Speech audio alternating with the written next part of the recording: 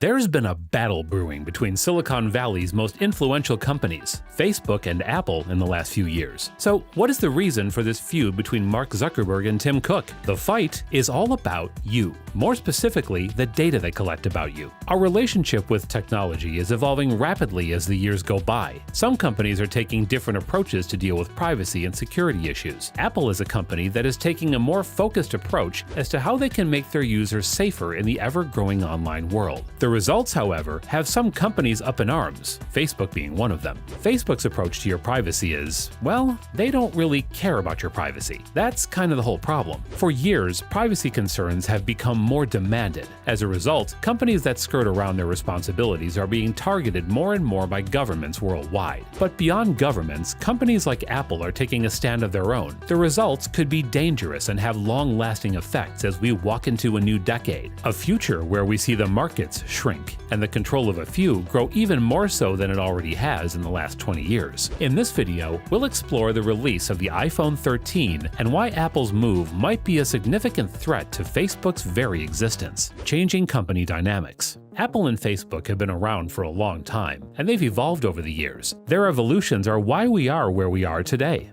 Let's start with Facebook, which dominates the news far more than Apple does, and for all the wrong reasons. For the more significant part of a decade, Facebook has been in the news every week for numerous reasons. Still, none of them ever seem to be good. The controversies surrounding the company, its practices and services, have been the talk of Washington and throughout the world. Global powers have longed to figure out the right way to approach what they deem to be a toxic platform against the very being of their societies and an enemy to democracies. The allegations are by no means lighthearted. Throw in a dozen antitrust charges, and you've got the extent of Facebook's existence. 2021 has been an especially difficult year for the company, as things are only getting more heated week by week. Whistleblowers are bringing new and damning evidence to light, and it's getting difficult for the average citizen to see the benefit of this prevalent platform. On the other hand, Apple may have its own controversy, but they in no way match the scope of Facebook's legal issues. Apple has spent the last decade reconfiguring its approach to its products and their relationship with the user. Privacy is the most extensive area where they've attacked their fellow tech companies. This comes as they try to make the Apple ecosystem all a user needs in tech, while keeping it safe and secure for their users. If you look at what Apple has been up to in the last few years, you'll notice a double-down approach to privacy matters. While their goal might be to keep your privacy safe, the way they're going about achieving that is icing out numerous competitors in the same space. A few examples of this privacy-first approach have Apple features like Safari blocking trackers, anonymizing map information, Siri working more on the device than through a server, Apple Pay, and many more. So in all of this, where is the thing that is scaring Facebook? iOS 14 pretext. Apple started creating methods to alert Apple users of what companies were doing and how they were gathering their information. A noticeable change was how you'd be asked when going into an app if you wanted to allow it to use certain functions only while in the app, instead of all the time in the background. This could be anything from your camera, location, photos, and more. These changes are significant, but they were never intended to be treated as the end of Apple's privacy developments. iOS 14 should have been treated as the pretext for what was to come from Apple. Announced at the Apple Worldwide Developers Conference, iOS 14 had a very noticeable feature that, when revealed, reverberated throughout Silicon Valley.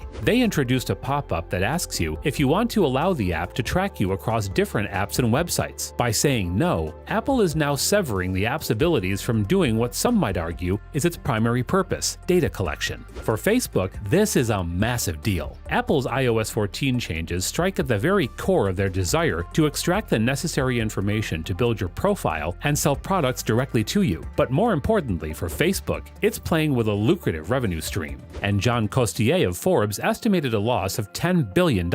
So as you can imagine, Facebook is not happy with it. What's worse, this was all the building blocks for the iPhone 13 and iOS 15, released on September 20th, 2021. iPhone 13 and how it might kill Facebook. Facebook was angry with the news of iOS 14, but iOS 15 is a whole different ballgame, and it's not good news for Facebook. The Wall Street Journal reported in July that advertisers are already jumping ship and focusing on Android devices. Why? Because iPhone users are opting out of sharing their information. While iOS 14 showed users what apps and services were accessing on their phone, iOS 15 takes it a step further and delivers privacy reports, which offers the user reports that precisely show what their apps are accessing. Apple is adding to their suite of privacy products with Private Relay, which encrypts all outgoing internet requests and replaces IP addresses with temporary ones to a third party. This means Apple is erecting a firewall and blocking all third-party sites from harvesting information about their users. The choice of sharing information has become an optional choice on the side of the user, and not third parties. Let's be honest, if you were asked to share your information, you'd probably tell the app to get lost, and Facebook knows this, which terrifies them.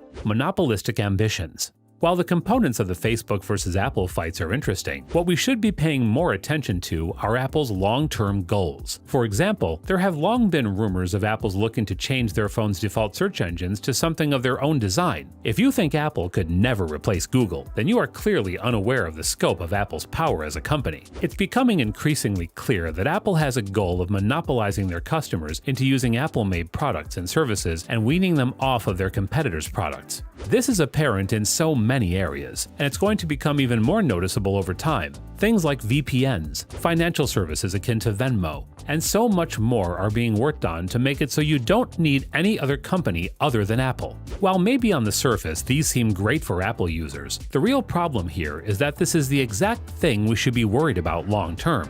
Being beholden to a single company can be a dangerous path to travel down. Right now, we're walking blindly into a neon Apple sign light. Listen, I know the saying goes, an apple a day keeps the doctor away, but I don't think this is what they meant when they came up with the saying. Positives. However, it's important to note that this isn't all doom and gloom. Apple is doing things that genuinely are benefiting people's lives. While maybe we should be concerned about what this means for the future, the reality is, right now, Apple is protecting people from what has become a standard practice that we've paid very little attention to until now. Facebook is going to continue its crusade against Apple's tactics. They'll lobby in Washington, slander Apple through ads, and do whatever they can to make Apple the villain. Still, they won't change their ways or even take a moment to consider such an option. For Facebook to actually change its way, it would require Congress to step up and get involved. But unfortunately, while senators and members of the House love to talk a big game, I think we can all agree that their bark is far worse than their bite. So let's maybe not hold our breaths on that happening anytime soon. Case in point, Mr. Zuckerberg,